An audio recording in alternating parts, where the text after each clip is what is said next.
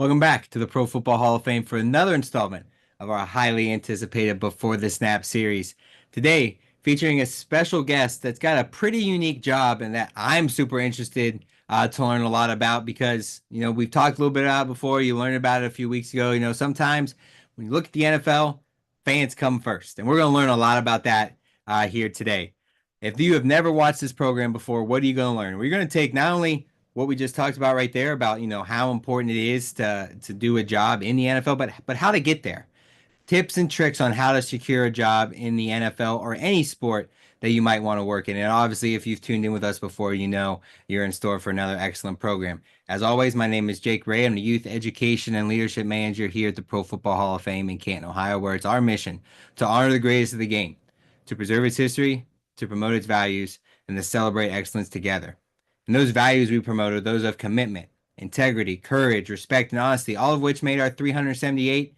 And in just over a week, we're going to add another round of Hall of Famers to our Hall of Fame here in Canton, Ohio. So we're going to have over 378. Made them the best football minds, best football players of all time, but also made them great men off the field. Made them great men in their community, their families. These values make you a great employee, and I'm sure something that will be brought up today. But they can make you great students as well, and that's what we're here to teach. Say not only can you get a cool job in and around the NFL, but you can do it using the right values, the core values that we speak of. So I'm super excited to hear about all of that stuff here today. Before we get started, as always, want to pass out some thank yous. First and foremost, all of our teachers, educators, professors, anybody that's watching us live in their classroom right now, or has sent this out to their students to watch, or you may be watching us 6 months down the road. We want to thank you so much for allowing us to just be a small part of your student learning experience. Secondly, want to thank the students. This program is here for you. We've developed this program for students to start a networking journey, learn a little bit about what it takes to have a career in the NFL, and connect with somebody who's currently in the sports industry. Now, throughout the program today, you'll see on our YouTube live chat, we'll be sharing some stuff as well as our special guest LinkedIn page for you to reach out, connect, say you were on Before the Snap, and start that networking journey. But before we get to all of that, we want to know where you're watching from. So if you're a student tuned in today and you're watching this live, go ahead and in the comment section there, let us know your name and what school you're tuning in from. We want to see all the great students we have tuned into the program today and all the universities. We're doing our best to get this to so many universities across the country. So we want to see how many of those we can have involved in the program today. To top that off, if you have a question and you want that to be asked and answered during the program, go ahead and put that in the live chat as well. We'll do our best to make sure we make as most of those as part of the program as possible. But the sooner you get your question in, the better chance you have of that being asked during the program. And we'll be reminding you throughout the program today to do that. So without further ado, today we are lucky and grateful to be joined by Geoff Dion, is the current fan engagement manager at Kraft Sports and Entertainment. In his role, he is responsible for managing Patriots brand ambassador programs, including alumni, mascots, and the end zone militia, street team flag runners, and event ambassadors. He is also responsible for developing engagement programs and events to effectively build and maintain relationships with the Patriots fan locally, regionally, nationally, and globally. During game day, he works as a field manager during the New England Patriots games for game presentation elements. Geoff graduated from Merrimack College in North Andover, Massachusetts in 2016 with a degree in sports management and marketing. So without further ado, we'd like to welcome Geoff to Before the Snap. Geoff, welcome. Hey, Jake. It's good to join you today. I'm looking forward to it. Awesome. Well, the first question we always ask is just as a 10,000 foot view, can you describe to us, um, what does your job entail? We read a little bit about there in the bio, but what does your job specifically entail, and what are you looking to do, on a day-to-day basis? And it kind of now we have the ability, unfortunately for the Patriots organization, no longer playing as the two teams we have coming up here in the big game. But what does in season like? What does off season look like? So can that 10,000 foot view of what your job is? Yeah, I mean, you covered a lot of it in that description that I'm pretty sure I just copy pasted from my job description and sent over to you. But I mean, it comes down to game presentation and fan engagement. Our job is to make sure that everything that's not the actual game on the field is looking good between boards, audio. Specifically, I handle the anthems and honor guards and any kind of in-game entertainment that we're going to be having, half times, all that stuff. So that's kind of the the in season things that we're doing, and we're always prepping for, what half times are coming up, what special events are we celebrating for the Patriots, for the league, that kind of thing. How do we get the fans engaged with this? Whether it be a single game buyer or a season ticket member, how do we get them included into the game, and how do we make sure that it's a special experience outside of the actual season? We're always prepping with our draft preview parties or draft parties. We always have different things going on. Our street team is out there. Mascots are always making appearances. And then on top of that, the building itself is a 365 building. So there's a multitude of other things that we are always preparing that are always going on at Gillette Stadium. So the day to day is hard to describe because it's always so different on what we're doing. It's either prepping for the season, prepping for some event that's coming up, or prepping for our next game.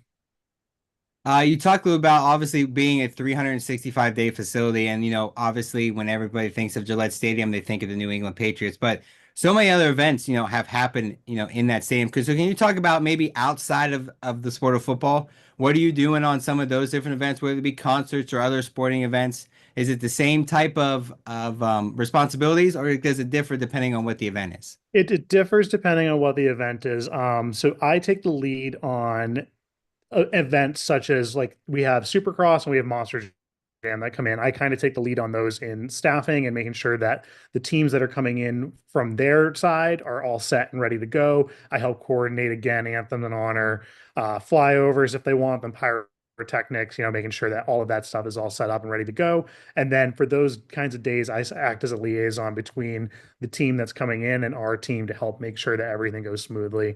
A big chunk of our day, or year rather, is taken up by the New England Revolution, who also play at Gillette Stadium. We do a lot of similar roles for them as well in their game presentation. I field manage for them. I also have the privilege to call games for them, produce, make sure that we're going script by script, making sure everything gets done that we need to, ads, any spots that we're doing. So that's a bigger responsibility with that one.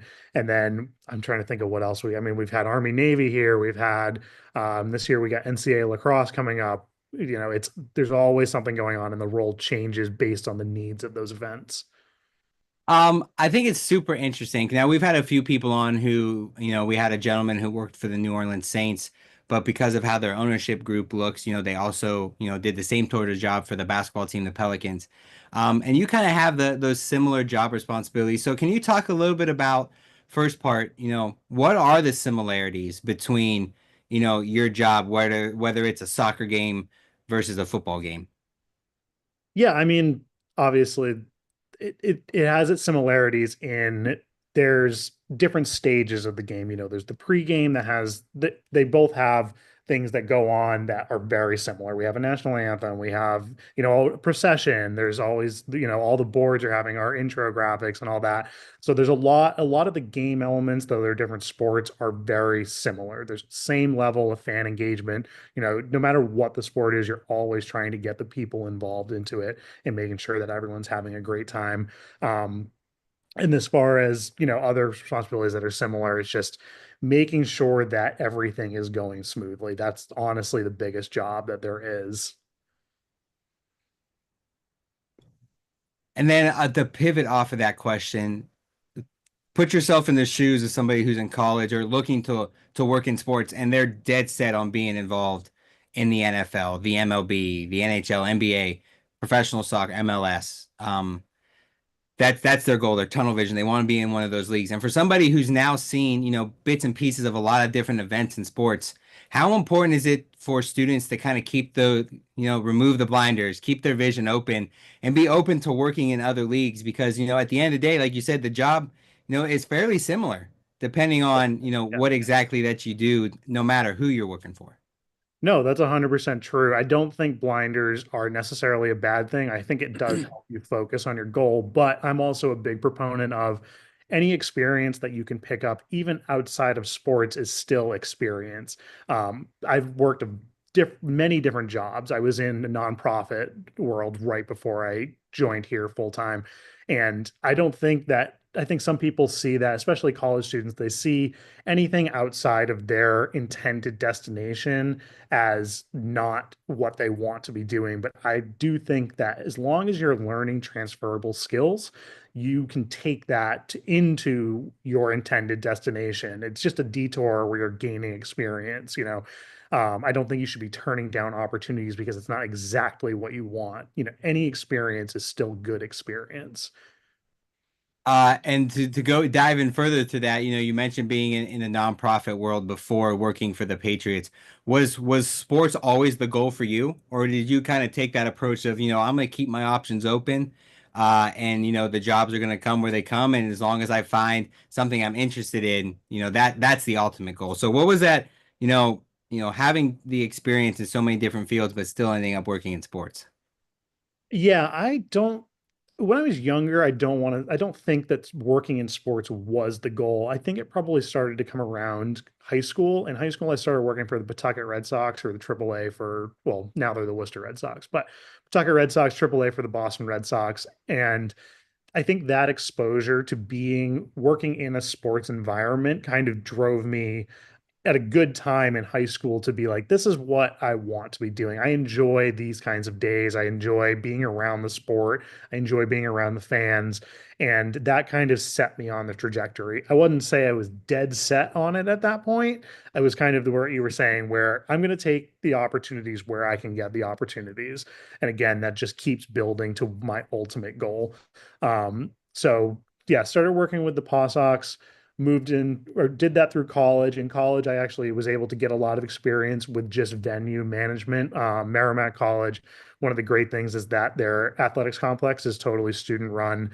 I was a manager for that. It was one of my favorite jobs I've had. It was a lot of fun just being able to, it was a multi-use facility. Merrimack is all about hockey. So that was the biggest thing that was going on there. But and then I also was able to intern and work at Danvers Indoor Sports, which is another huge indoor sports facility, more recreational than anything. So that gave me, collegiate view, recreational view. And then coming out of college, I was always on the craft website, just seeing, I grew up in the area. I was still around. I was like, anytime something opens up, I want to go for this. And fortunately, right before I ended up graduating, I got a part-time job as a flag runner here, which was able to keep me in the ecosystem of craft sports for a while, as long as I could hold on to that and keep, doing that. At the same time, interned for Hockey East, so I had double sports exposure there.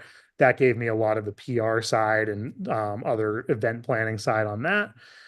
Then moved into after that ended, moved into the nonprofit world for about 5 years.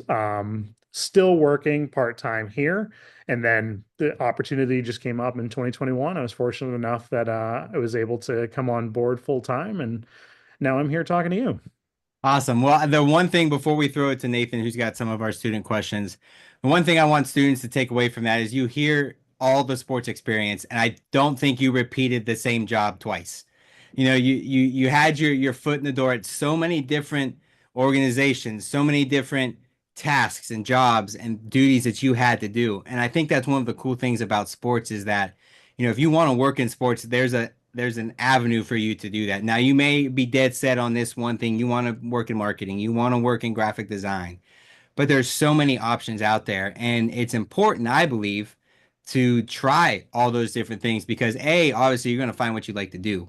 But B, and maybe most importantly, you're going to find what's not interesting to you, which kind of Yes. is going to then set your vision and set your path to what you're ultimately made to do. So I think you brought up a really good point there and just talking us through your journey on how important it is to try so many different things and get as much experience as possible. So as I mentioned, at the beginning, this program is here for students to ask questions about their careers, about their journey. So we're going to turn things over to Nathan Martin here, the Youth Education and Leadership Coordinator at the Pro Football Hall of Fame, who's got some of those student questions for you. So Nathan, whenever you're ready, take it away. Yeah, Jake, thank you so much for sending it here. And Geoff, thanks for being a part of the program with us.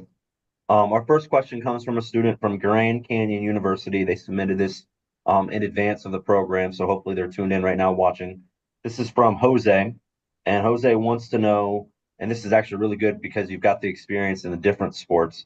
Which sport has the best fans, or maybe you can describe the different types of fans for the different sports that you've worked in, and maybe give us the why behind your reasoning. Ooh, that's a good question. I'm gonna just say that Patriots fans are the best fans in the NFL in sports, just to get that out there. Um, it honestly depends a lot on, I wouldn't even say it's by sport, it's a lot by region, and it's a lot of like it depends on the history behind the team and what historically their following is and stuff like that. So it is difficult to say what sport has the best fans because I mean you can look at here you have the New England Patriots, huge following, history of success and everything. But then you go to these Revs games and you see these Revolution fans and they are passionate and it's never, I don't think you can pick out who has the best fans by sport.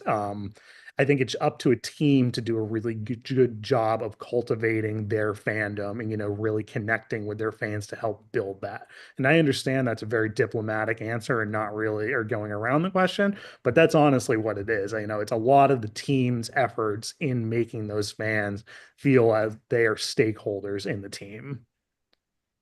So I really thought you were going to say soccer because on the world stage, people always talk about the soccer fans that, like, I've never been to an international soccer game, but they stand the entire time. They're screaming the entire time, but maybe we don't get that in the US as much. And that's why It you kind is, of talked about the region.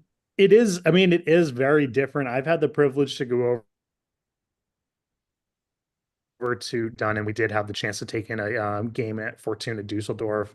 And it's an entirely different world when you go into those stadiums for those Hmm. games. It is exactly what you said. They stand up the whole time. They're always waving those massive flags, and it's just like it's honestly an entirely different world. But at the same time, when you come to, I've had the privilege to go to a bunch of different NFL games, you see that passion from these fans as well. It's different. It's just different cultures, honestly. But as long as that passion is there, that sport can be up there as the best fans. I know you said your answer is diplomatic, but I think you did a good job explaining why you took that route. And you said that it's kind of on the team, it's on the franchise to cultivate the fandom, to cultivate the passion. You've used the word passion a couple times. What are some ways that you see the Patriots or even the Revolution, trying to do that in the New England area, trying to really cultivate the passion? Because it's one thing when you're winning, when Tom Brady was there and you're in the Super Bowl, it felt like every single year they're going to show up. But like now, in some of these more recent years, where maybe the on field product hasn't been to the same level, how do you see the organization and the team still trying to keep the fans engaged and just as passionate about their Patriots? No, that's 100% correct. It is. I mean, I've had the privilege to be here when we were here when we were one. I was here for two Super Bowls, and now it's been a couple of years, out of the playoffs, and not as successful as we would like, and as the fans would like. Mm-hmm. It is a whole different. When you're winning, things are a lot easier. There's honestly less to. You don't have to do as many things to get the fans excited. When you're not performing as well, you do have to do a lot more things to get the fans excited, and that is it is difficult. It's two entirely different worlds. This year, what we've in the past 2 years, what we've stepped up doing is just trying to connect with fans more and just, make them feel included and give them reasons to be excited. I still think we have a very bright future ahead of us. And I think, as an organization, we want the fans to still be part of this and still show that passion. And honestly, at games, we still see that, Patriots fans turn out, they're diehards, they're there for the team, whether or not they're winning. And it is easier, like you said, when we are winning, but you still need to be there for the fans that because they're showing up, so we need to show up for them. Yeah, that's really good there. And I think this is a great transition to our next student question. This is from Joe Grays from California State University. And he wants to know, what is your favorite fan event that you've seen, whether it's in game, it's pre-game, post-game, during the week? What's a fan event that you've kind of been a part of and seen executed that's kind of been your favorite and maybe most proud to experience? So any fan event where we can get other fans excited. So obviously when you do some type of, I'm going to just go with the, type of in-stadium game where Mhm. you're including them. Obviously, we're unfortunately not able to include everybody in those. So in my opinion, the best type of fan engagement that you can do is one where you can get all of the other fans rooting for the fan that is participating. If you can get people to buy into somebody else's success, it's just so much fun. We've done one of my favorite things that we've done is a few years ago we did a punt pass kick competition where there were only six people taking part in the game, but everybody in the stadium was on their edge of their seats rooting for these guys. And it was just so cool to see everybody buy in because they want their fellow fans to be successful and you give them a reason to want them to be successful. It's just those are the most successful types of things that I think we do. So my last question here, and this is a follow-up from Joe, actually. He submitted this. There's been a lot of other NFL teams I want to pull up so I can reference who some of them are. It looks like the Bills, the 49ers, Cardinals, the Vikings, to name a few, that have done these like corgi dog like cup races. Joe wants to know, like, what are your thoughts on that type of activity for halftime and way to get the fans engaged?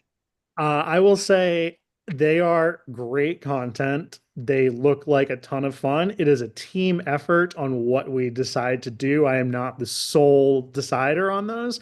I won't say never, but it is something that we do get a lot of requests about. Personally, I think they're hilarious. I think they're so funny. The corgi races, and I think baby races in NBA is something that they do. I think those are all funny. Again, those are things that if you can get people love that stuff. If you can get people to buy into it, they're going to enjoy it. Yeah, really love all that, and I can tell the passion that you have. You talk about building passion in the fans, but the passion you have for what you do really comes through. So I appreciate that, Geoff. I'm gonna send it back to Jake though, and hopefully we can get some more student questions before the end of the program. Awesome. Thanks, Nathan. And thanks, Jeff. I had to look up the corgi races ahead of time too. And once I looked it up, obviously I knew what it was. But very, very cool. And along the same lines, we want to kind of keep talking about, what kind of happens during the game. And so, as Jeff, we told you ahead of time, and for all of our students tuned in, what we like to do here at the Pro Football Hall of Fame is, try to highlight, who we are. And that at our core, we're a museum. And I said in our mission statement, it's our duty, our mission to honor the greatest of the game and to preserve its history. So we thought, what better way to show that than actually go out to our museum and showcase some of that history. So we got our great teammate Katie out in the museum, who's in front of one of the coolest displays, and to be honest, one of the most rare that we have on display here at the Pro Football Hall of Fame. So Katie, take it away whenever you're ready. Thanks, Jake.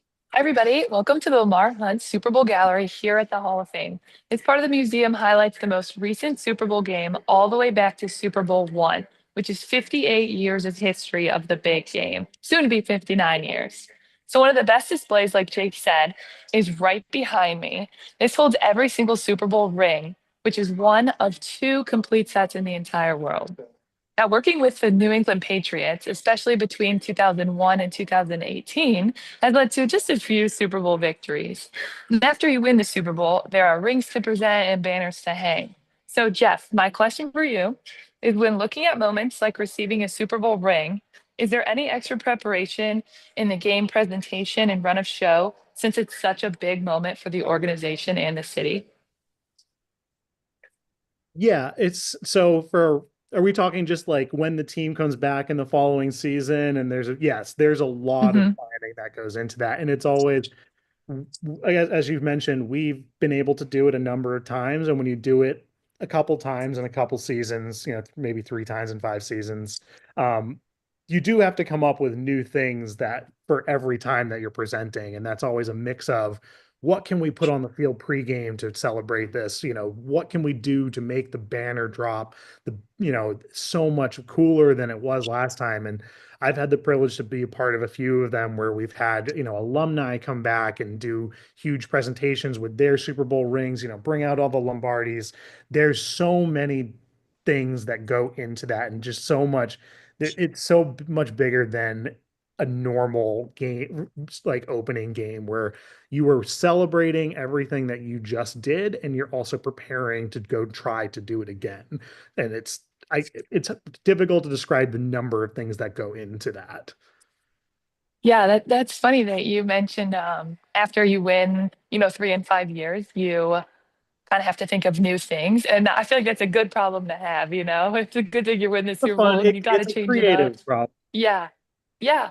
Well, thank you, Jeff. I appreciate you being on before the snap. And Jake, one thing before, I'm actually going to take my phone out here and show the Super Bowl rings, just a couple of them. And there's some of the Patriot ones. So that's all. Thank you. Back to you, Jake. Awesome. Thank you, Katie. And the extra looking at all the rings we have there on display. A little surprise for everybody who's tuning in. Obviously, in just over a week, we're going to get to look at who's going to have that next one awarded to them to be put on display here at the Pro Football Hall of Fame. Jeff, I want to talk a little bit about, you've answered, a question from one of our students about, what's your favorite pregame moment that you've got to see? And you talked a lot about the fans. But I'm going to take a step back and look at it at a bigger picture. Can you tell us what your favorite moment working in sports has been? Obviously being a part of some Super Bowls has to be pretty cool. But has there been a moment for you that kind of makes you take a step back and go, wow, I can't believe I was there. Or I can't believe I was a part of that, that you'll be able to talk about for years and years to come? I mean, I don't think there's many things that can top being able to be in our first, well, my first Super Bowl parade. That was after, beating the Falcons and that comeback. And, I don't think there's many things that can top that. We went into Boston super early, it's just all the hustle and bustle. It's chaos of trying to get everybody into the right places. Of course, it's Boston, so it's, freezing rain and snow the whole time. But the moment that the truck pulls out of the convention center and just hits the streets, and you just see the crowds of people that are out there to see these guys, not there to see us, just there to see the guys, that it's one of the most incredible feelings. I mean, it's the one, I go back to that album on my phone all the time just to, try and relive a little bit of that. But you can't describe the feeling, the confetti falling and the crowds, hundreds of people deep. It's the only moment I can pick that is the best moment in my sports career. Awesome. Another simple one for you. Can you tell us, in your opinion, what's the best part of Gillette Stadium? Yes, the so as someone who has to work a lot during the game, I feel like the obvious answers are here are our board or our lighthouse. Those are huge selling points. The Hall of Fame is awesome, our Patriots Hall of Fame. My favorite part is honestly our north end zone patio area because as a utility to me, it's unique in that if you've ever been to Gillette Stadium, you can walk up basically almost to the field. There's a gate, that's underneath our bridge that's next to our lighthouse that general public, people right now can walk up and you can get very close to the field. And I feel like it's a really unique thing about our stadium. For me, it's an awesome place to move people in if we're doing a giant American flag, if we have a giant group coming in. We had UConn's band come in and do a halftime this year. If we didn't have that north end zone patio area to move them into, my life would have been a lot more difficult. But it's one of my favorite places. And being able to bring someone down there that's a fan during the game, it's incredible, especially if they've never done it before. You get so close. And again, general public on a normal day, you can walk right up. You're only a couple hundred yards or a couple less than 100 yards from the field. So it's a very unique thing. It's very cool to see people always up there taking pictures and everything. So that would probably be my favorite part of the stadium. Awesome. I want to kind of talk about, getting to work in sports and getting a career in sports. And, something we to stress to students, whether they're in middle school, high school, college, no matter what program we're doing here at the Hall of Fame, is that you never stop learning. Once you get that job or once you get accepted to that college or get that A on a test, like you don't just stop learning at that point. So for someone who's been in their career now for a few years, in sports, what is something you do to continue to learn to make yourself the best employee that you can be? Is it a book? Is it a podcast? Is it just immersing yourself into your job? What are some of those things you do to make sure you're at the top of your game week in and week out?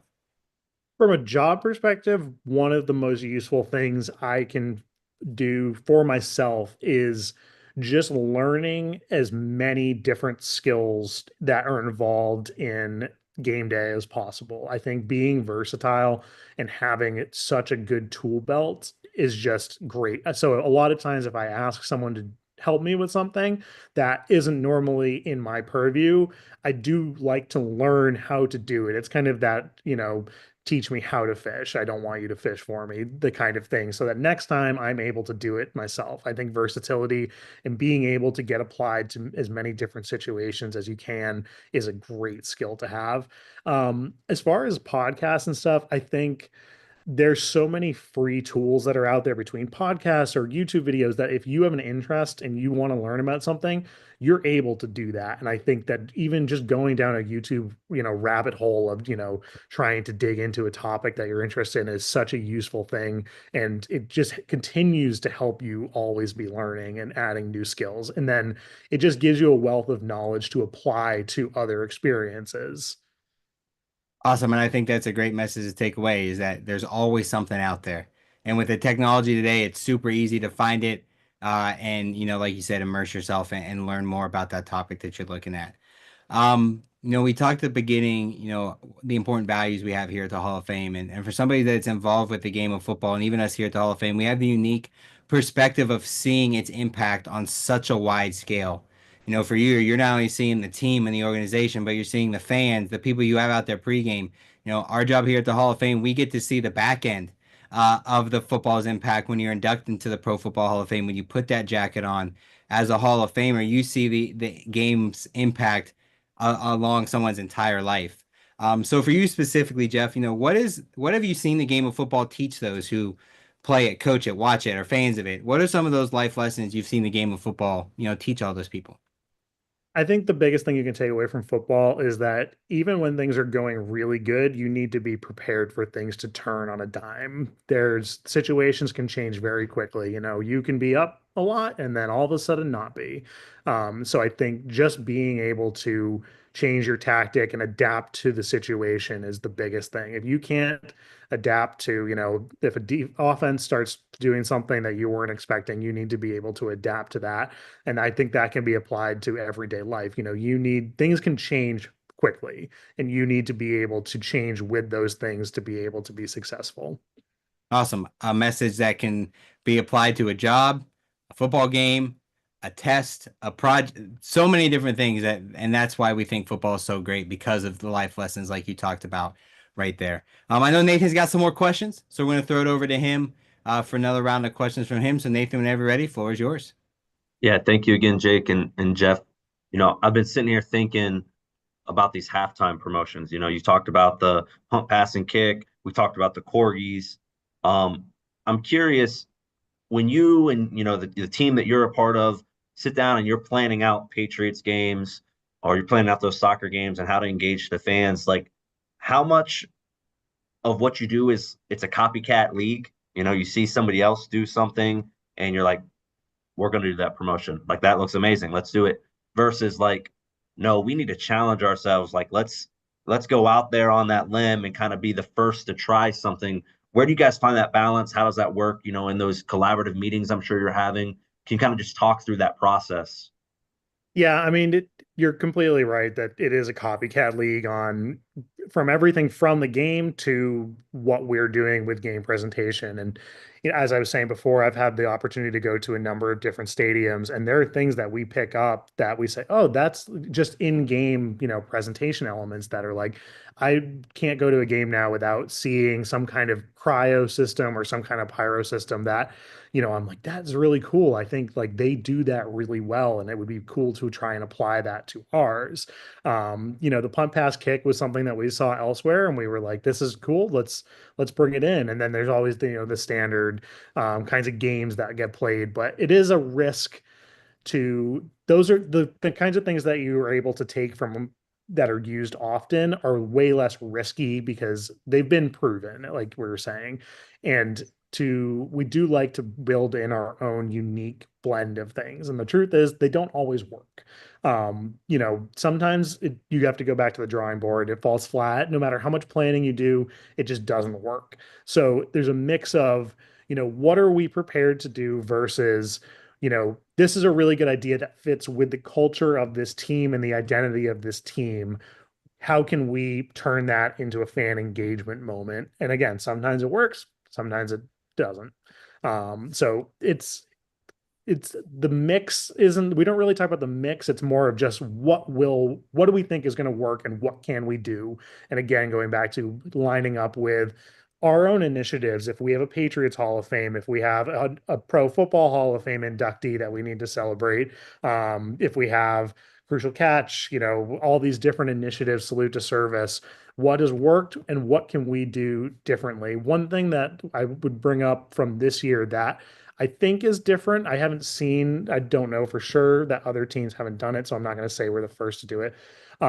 We did for our salute to service this year, we did a Vietnam pinning ceremony. That was one of the best ceremonies I think we've ever done. There wasn't a ton to it, but just being able to have these people come home and, get pinned and get the recognition that they didn't get after fighting in Vietnam, it was a very strong moment. It was something different from what we would normally do, but it paid off in that I think it was a very special moment for us. I think it was a special moment for the veterans and for everybody in the stadium. So that would be a case of an idea, putting it together, working with a bunch of different departments on this, and then it just comes together and it was great.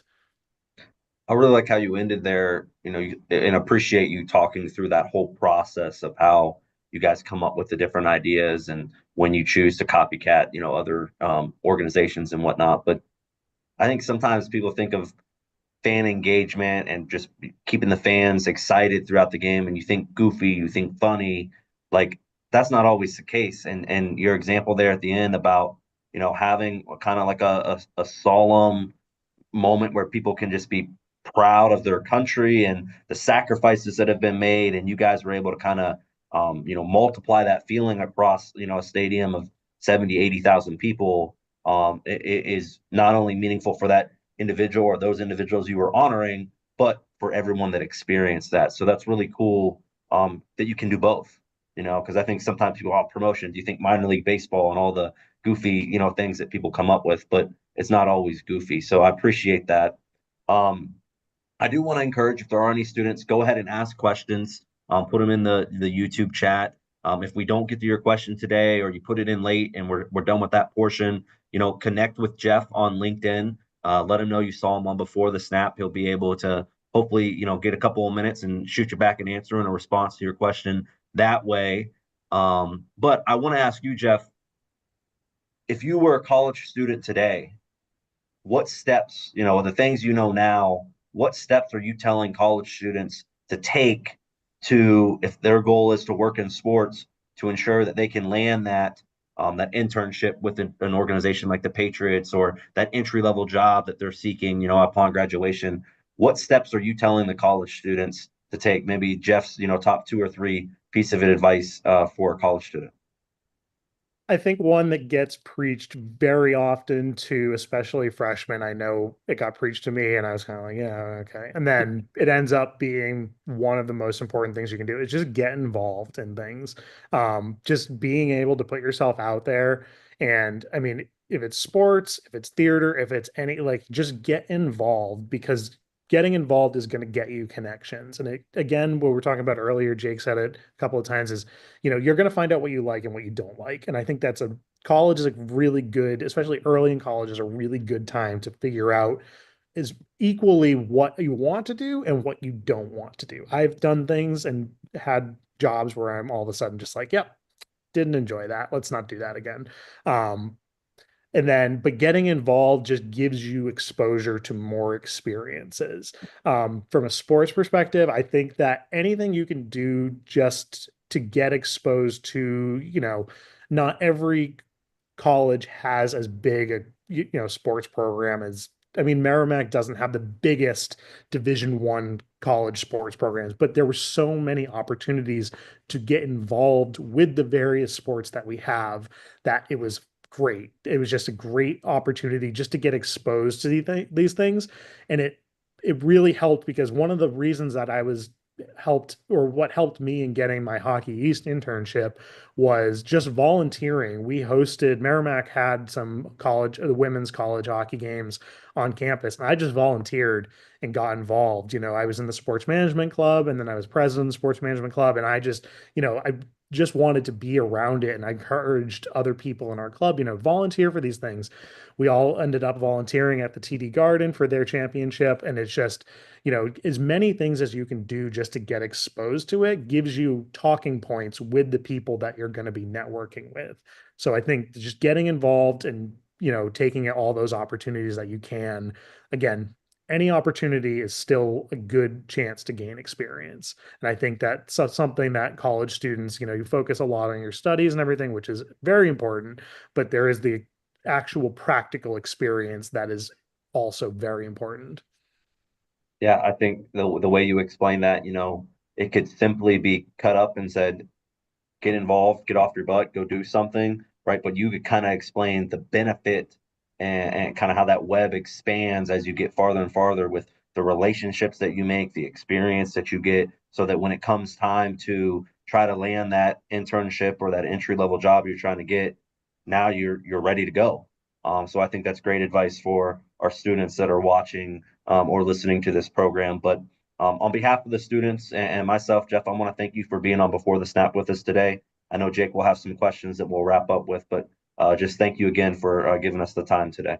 Yeah, thank you. It's been a pleasure. Awesome. Yes. Thank you, Nathan. Thanks to all of our students who submitted questions. Got a few questions left for you, Geoff, and I'd be remiss if I didn't ask about the gentleman that's holding up the Super Bowl trophies in those photos behind you. Obviously, Tom Brady going to go down as one of the greatest, if not the greatest player to ever step on a football field. But at the end of his career, he goes to Tampa Bay, ultimately comes back to play in Gillette Stadium. Now, in someone in your role, obviously you want to honor all the things he did for your organization. So how do you balance honoring that, but also knowing at the same time, like, this guy's on the other team. Like we have to play and beat this team that he's on. So how do you, balance that when it comes to a situation like that, which, obviously are, few and far in between with the level of a guy like Tom Brady? Yeah, I remember that game very well because that was, I mean, every sports radio, in Boston was saying, what are the Patriots going to do when Tom Brady comes back? How are they going to honor him? And, internally at the same time, you're saying we're still we're playing against him. We still want to win this game, but at the same time, you cannot not acknowledge, the greatest of all time coming back, and, everything that was done in the organization when he was here, and, 6 Lombardis and everything. So I think, and all credit to my boss for it, I think that we nailed what we were supposed to do. It was on the intro when we introduced the visiting team. We did a montage for both Brady and Gronk. It was a great moment. I think it got everybody, normally when we intro the team, we get a lot of boos, but we had that video playing and it was basically, welcome back, for everything. And it gave that time from the tunnel all the way to the bench of, celebrating what we did. But as soon as they hit that bench and we hit Carmina and we hit Crazy Train and the team was Patriots are coming out, we were back to business and it was time to play again. And it was a very good game. Obviously, it didn't end perfectly for us, but it was pretty close. I think that we did a good balance. And then in the future, we've been able to, get him in the fold and everything. But it was a good balance of taking a moment, it's kind of like taking a breath to say, like, this is everything that has happened. This is the success. Thank you, for everything. Okay, now we got to go beat you. Awesome. I think that's a great way to put it, and a great balance that you talked about there. So we got one last thing we want to do here, and this is kind of the fun way we like to wrap up the program. We got some rapid fire questions for you. So first thing that comes to your mind when I ask the question, are you ready? Yes. All right. First question, LinkedIn, great way to network or just another social media app? It's a great way if you use it correctly. Number 2, GPA on a resume. Keep it on, leave it off. For like the first year out of college. After that, it's not as important. Social media accounts, public or private? Always private, especially keep that work-life balance. Jeans at work all day, every day, never or only on casual Fridays. Personally, all day, every day. I never know what I'm going to be doing. 5, coin toss, heads or tails. Tails never fails. 6, you score a touchdown. What's the go-to touchdown celebration? High fives with your teammates on the way back to the bench. Act like you've been there before. Awesome. All right. And our final one. If you could describe your job as a flavor of ice cream, what flavor of ice cream is your job? I'm going to say Rocky Road because it's a good mixture of a lot of really good things, but every now and then you're like, how did that happen? What was that? I think that's a great explanation and a great way to wrap up this installment of the Pro Football Hall of Fame's Before the Snap series. Geoff, I want to thank you so much for being a part of the program today. Thank you so much for taking time out of your busy schedule to be with us today, and for all of our students to just take a little bit away from your career and what you do with the Patriots. Yeah, thank you very much. It's been a pleasure to talk to you guys. Awesome. As always, make sure you like, follow, subscribe, everything here at the Pro Football Hall of Fame, as well as the New England Patriots. For us here at the Hall of Fame, got a big announcement coming out here in just about a week as we get to announce our brand new class of 2025, the new class of enshrinees that we'll get to honor come our enshrinement weekend this summer. So make sure you tune in for that. For those of you who want to know about the next program we're going to do, we got a couple weeks off due to the Super Bowl and a lot of other obligations we have here in Canton. So the next program will be on February 20th with a gentleman by the name of Frank Sapovitz, who is the president and CEO of Fast Traffic Entertainment. Now you might be asking what he does. Well, you're going to learn, but he does a lot with us at the Pro Football Hall of Fame, has done a lot with the NFL, and is one of the most interesting people I've gotten to know in my time here at the Pro Football Hall of Fame. So make sure you tune in for that. As always, Geoff, from us here at the Pro Football Hall of Fame, thank you so much for being a part of the program today. Thank you for everything you do for the game of football, and I know you've had a hand in helping with some Hall of Fame honorees there in New England. So thank you for everything you do for us. Thank you for everything you do for the game of football. Thank you very much. From everybody here at the Pro Football Hall of Fame, thank you so much for being